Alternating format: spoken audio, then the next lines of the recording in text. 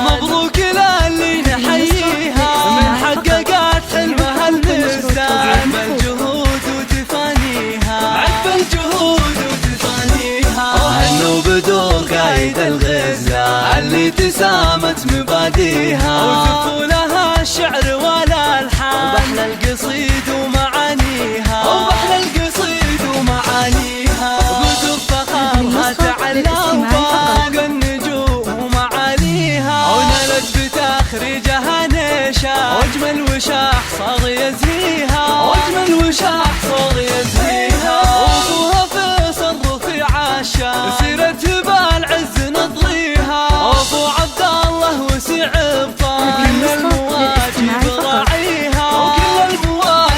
راعيها وفاطمة امها تزداد وبالحب ترسم امانيها، الطيب والعز هي عنوان اصيله ما احد يجاريها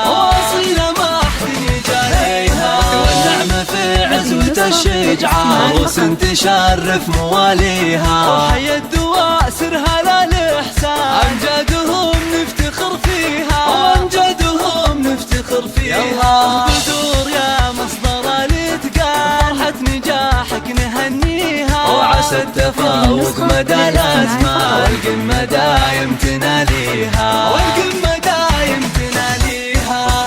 الفرح والتخرج حال مبروك للي نحييها من حققت حلمها المستاهل. عقب الجهود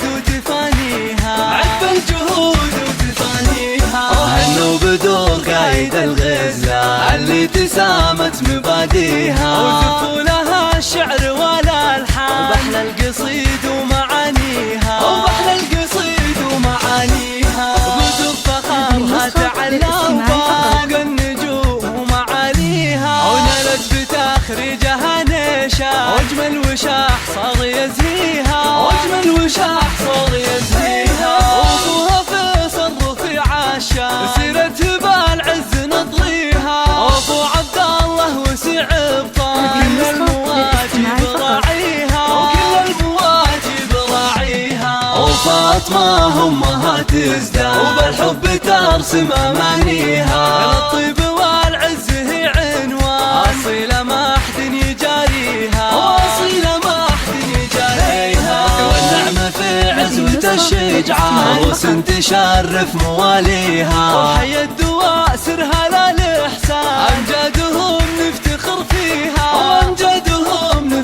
فيها بدور يا مصدر الاتقان فرحة نجاحك نهنيها، وعسى التفوق مدى الأزمان والقمة دايم تناليها.